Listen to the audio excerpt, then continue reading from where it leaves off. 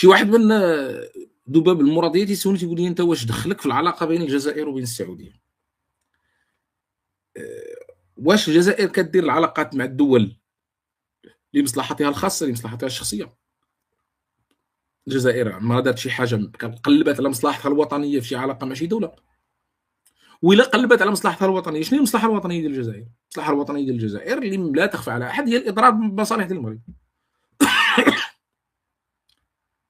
لو كان شي حد يعطيني شي مثال واحد تحركات الجزائر شي نهار في شي اتجاه في إفريقيا ولا في آسيا ولا في العالم العربي ولا اتجاه أوروبا ولا وهي ما دايراش البوصلة ديالها هي تضرب المغرب، تقزم المغرب، تمس بالسيرة ديال المغرب، فين عمرها دارت هادشي؟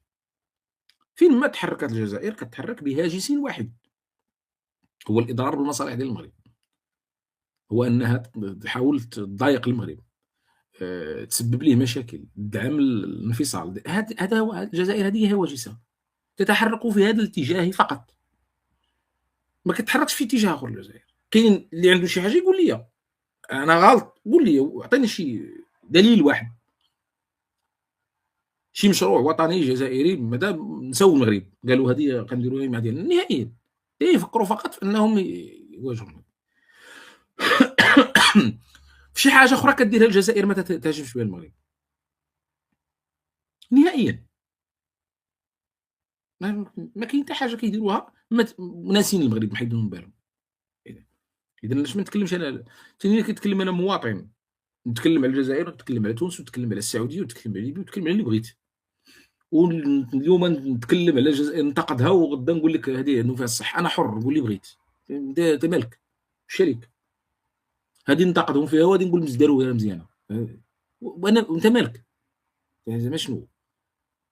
وعشرات ديال دوك العباد اللي يتكلموا على المغرب ويتكلموا على المغاربه ويتكلموا على كذا باساليب وبطرق ساقطه، زعما شنو؟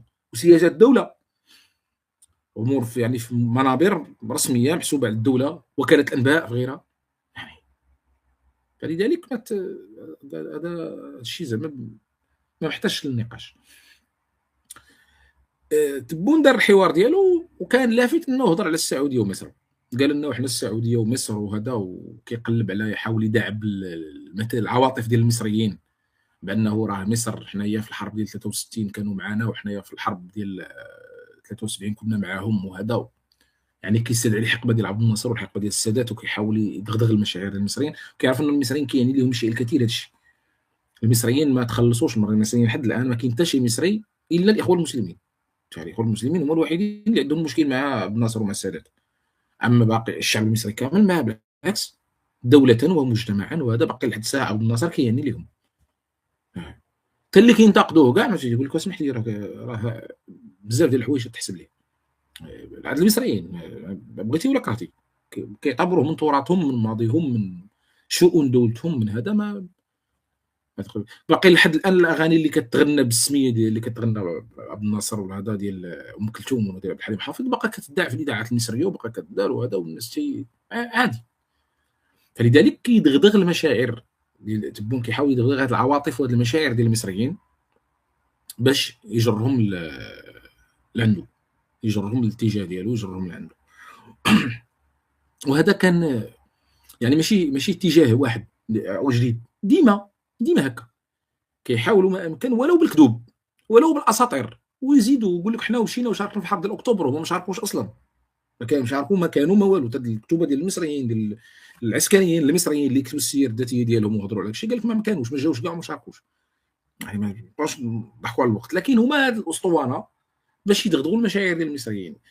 مصر كافي يلوحوا لها هذه الاشاره ديال العلاقه ديالنا مع مصر ومصر وهذا، ويجبدوا ويدغدغوا المشاعر، لكن السعوديه لا، السعوديه ملي كيجبدها تبون بناء على تراكم، السعوديه كانت تقريبا حتى الايام الاخيره ديال بوتفليقه، كنتذكر انا في الايامات اللي المغرب قطع العلاقات ديالو مع ايران، في الايام اللي المغرب قطع العلاقات ديالو مع ايران كانوا هذيك الساعه الجزائر في اسوء ايامهم مع السعوديه، كانت عندهم علاقات سيئه مع السعوديه ديك الساعه، بحال كيف ما الان مع الامارات تقريبا، بقى لهم غير الكلام ما بدوش كيتخاطبوا يعني ما بدوش كيتواجهوا، بحال الامارات راه ما كتردش عليهم بطريقتهم، ولا شي حد غيرد عليهم بطريقتهم، لان طريقتهم ساقطه، الطريقه ديال الدبان ماشي ديال بنادم، تبون كيهضر بحال شي ذبابة إلكترونية.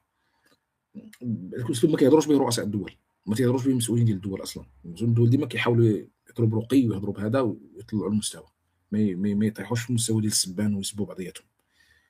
لكن هما هاد الشيء راه تقريبا أيامات بوتفليقة ما داروهاش، ولكن كانوا وصلوا لواحد المستوى مع السعودية اللي هو يعني ما بقاتش الأمور بيناتهم على ما يرام. وفي هذيك الوقيته كانوا علاقتهم بإيران طورات، مشات بزاف علاقتهم بإيران لدرجة أنه راه وصلنا للمرحلة ديال ولاو عناصر ديال حزب الله كيجيو للجزائر للسفارة ديال إيران في الجزائر، ومن السفارة ديال إيران في الجزائر يجيو تيندوفوا. كان هذاك هو السبب ديال قطع العلاقات بين المغرب وبين إيران في 2018. اشنو وقع؟ تا ولاو تقلبوا دابا وكيتوددوا للسعودية ملي جات بونو وهذا تيقلبوا يتودوا للسعودية، وكانوا على علاقات على وفاق حتى مع الإمارات، وكانوا مع واحد المجموعة ديال الأمور اللي هي يعني حاولوا يرتبوا علاقتهم مع الخليج كامل. فجأة من 2020 للآن من القرقرات، وملي فتحت الإمارات السفارات ديالها فتحت القنصلية ديالها في العيون، من هذيك الساعة وهما الإمارات ما بقاتش عندهم معاهم بسبب موضوع الصحراء. الإمارات الله واخا دير اللي دارت في الساحل، والله الإمارات واخا دير اللي دارت في ليبيا ودير اللي دارت في السودان، شي الإمارات من غدا تسحب هذيك القنصلية ديالها تسدها علاقتها بالمغرب تولي الإمارات تولي هي حبيبتهم. راه عندهم مشكل معها فقط لأنها معترفة بمغربية الصحراء، ولأنها عندها مواقف متقدمة في موضوع مغربية الصحراء، ولأنها وصلت للمستوى ديال فتح قنصلية. مشكلتهم معها هي هذه. أما راهم وقفوا مع الإمارات ضد السعودية، ومن غدا الإمارات دير شي موقف في الموضوع ديال الصحراء يعجبهم يجي على مزاجهم يقطعوا العلاقات مع السعودية ويمشوا مع الإمارات. راه الملة ما عندهمش، والله ما عندهم الملة. وإسرائيل الله اعترفت لهم بجمهورية البلوط تلقاهم بحال الله السفارة ومعترفين بها وديروا معاها ما نعرف شنو. البوصلة ديالهم هي العداء للمغرب، هادشي اللي كاين. بوصلتهم هي هذه، ما عندهمش شي بوصله اخرى. كيفكروا بهذه الطريقه العسكر ديال المراديه هكا دايرين. فرنسا راه شوف فرنسا ما خلات فيهم غير اللي نسات، ما صعدوا معاها ولا عندهم معاها مشكل تاع اعترافات مغربيه الصحراء. عبد السلام بوشوارب عمرهم ما داروا عنوان ديال ازمه دبلوماسيه على فرنسا باش تسلموا لهم. تخيل دابا انت مواطن ديالك كان مسؤول واتهمتيه بالفساد وحكمت عليه ب100 عام، وكتقول لفرنسا سلميه لي، وفرنسا كتقول لك لا القضاء ديالك غير نزيه وما عندكش المحاكمه العادله وما عندكش ظروف اعتقال قانونيه وحقوقيه سليمه، ما غنسلموش لك. هذا دير عليها ازمه دبلوماسيه ولا ما ديرش عليها ازمه؟ اي دوله كتحترم راسها دير عليها ازمه دبلوماسيه ولا ما ديرش عليها؟ دير عليها ازمه دبلوماسيه، تنوض عليها الصداع وتقطع عليها العلاقات ودير عليها الحرب. كيف شغلك انت سوقك المواطن ديالي كنقول سلموا لي نطبق عليه القانون، راه متهم بجرائم فساد، تقول لي انت لا ما نعطيش لك القضاء ديالك غير محترم والقانون هكا قالتها لهم فرنسا. هكا اكتفوا ببيان ديال الاستنكار داروه الخارجيه وجمعوا طواو. هذا عبد السلام بوشواربه دار حاكم اللي ب 100 عام، ما كاينش شي واحد بحالو كاع في هذيك الحقبه ديال بوتفليقه. وما قطعوش العلاقات وبقاو مزيانين مع فرنسا. وقال لهم ماكرون انتم ما دوله ما والو، حنا اللي صوبناكم. ما خلا ما قال لهم الاهانات تلو الاهانات تلو الاهانات. امتى غادي يقطعوا العلاقات مع فرنسا؟ امتى صافي غادي يتقلقوا على فرنسا؟ يتفقعوا راه مازال يعاودوا يتصالحوا. تفقعوا عليها ملي اعترفت المغربيه الصحراء. هكا دايرين تفقعوا على فرنسا فقط لهذا السبب. غير ذلك والله ما كاين من الموضوع ولا مسوقين. حاجه وحده اللي كتهمهم العداء للمغرب، هي البوصله، هي المنظار باش كيشوفوه، هي البوصله ديالهم العداء للمغرب. هكا دايرين عسكر المراديه هكا دايرين، وكيردعوا هذا الشيء، كيحاولوا يردعوه لواحد الشريحه من الشعب الجزائري، وكيحاولوا هذا الشيء خدامين عليه يشتغلون عليه، وكيحاولوا يصنعوا واحد الموجه ويجروا حتى بعض المغاربه ليها ويديروا. انا هادشي اللي قلتو اول واحد قالوا ما كاينش، كان كل شيء شاد اتجاه واحد في التواصل الاجتماعي المغرب. انا واحد تنقول لهم ردوا البال، راه العسكر المراديه شنو تيديروا راه خدامين في التواصل الاجتماعي بذكاء شديد. هذا ما كلشي ولا تيكتبها وكلشي ولا تيقولها. فلذلك العسكر ديال المراديه مشكلتهم مع السعوديه راه ماشي زعما عندهم شي موقف مبدئي منها، ولا عندهم شي مشروع وطني ديال لا. السعوديه دابا مخاصمه مع الامارات، غادي يزيدوا هما يقربوا من السعوديه بزاف، وربما راه يقدروا يكذبوا على السواعده ويقولوا لهم حنايا راه كاينين في الساحل وعندنا حدود مع الساحل وعندنا معلومات، ويقول لهم راه كاينه تحركات ديال الامارات في ليبيا، خصوصا دابا ملي تقتل سيف الاسلام القذافي. وانا سبق لي تكلمت على الموضوع ديال سيف الاسلام القذافي. ايا كان ما كاينش ادله جنائيه واضحه على شكون اللي قتلو، ولكن ايا كان قاتلوه راه دابا الان اللي مستفد من المقتل ديالو هما الشرق والغرب، مستفيدين من المقتل ديالو لو اختفى واحد الشخص كان كينافسهم. ومن ناحيه اخرى العسكر ديال المراديه الان راهم مسنطحين وجههم مع وجه حفتر نيشان. كان واحد الحاجز بينهم وبين حفتر، ممكن يتفاهموا معاه شي نهار، يرجعوا معاه الماضي ديال بوخروبه مع القذافي كان. ولكن واخا كاين فرق كبير بين سيف الاسلام وبين القذافي الله يرحمهم بجوج، ولكن على الاقل كان غيدير لهم واحد الحاجز، كان غيفرن لهم شويه حفتر. دابا حفتر راه في وجههم نيشان، اذا هما ممكن يكونوا كيكذبوا دابا على السواعده وتيقولوا لهم راه الامارات كتحرك في شنو دارت في ليبيا، ويعطيهم ربما يعطوهم معلومات مغلوطه يضلوهم. راه هادشي راه تيوقع بين الدول، خصوصا ملي تتولد بيناتهم واحد العلاقه معينه ديال الصداقه وديال هذا شويه تيقدروا يغلطوهم ويدوزوا لهم معلومه عن طرف ثالث، ربما يدوزوا لهم معلومه عن طرف دوله اخرى اوروبيه او غيرها، وبعض العملاء ديالهم الناس اللي يقدروا يخلصوهم في دول اخرين حتى هما يقولوا لهم نفس الهضره يعني. وممكن يكونوا القطريين مع الجزائريين ويحرضوا السعوديه على الامارات. شنو الهدف؟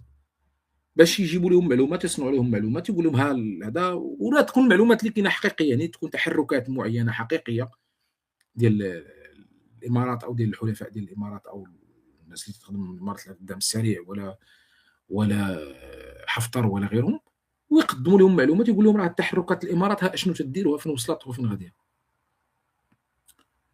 وفي عز ما السعوديه عندها مشكل مع الامارات وقررت انها تواجه التحركات ديالها في اليمن وفي الساحل وفي البحر الاحمر وفي القرن الافريقي وفي كاع المناطق، وحيث انه مصر ايضا عندها نفس الهواجس، هي عندها علاقات مع الامارات مزيانه ولكن عندها خلافات معها في بعض المواضيع. مصر راها اقرب للامارات في ليبيا، ولكن في السودان عندها حسابات اخرى، باغا تشد العصا من الوسط، ما باغاش تدخل في هذاك الخيل، هذاك المشكل، لانه في مرماها في تيرانها في صحن بيتها. في الموضوع عاوتاني ديال الصومال، الامارات اقرب للصومالي لاند، ولكن مصر الموضوع بالنسبه لها مادام هو يصب في مصلحه اثيوبيان، اذا هي وتركيا والسعوديه كلهم عندهم نفس الموقف دابا في الموضوع ديال الصومال.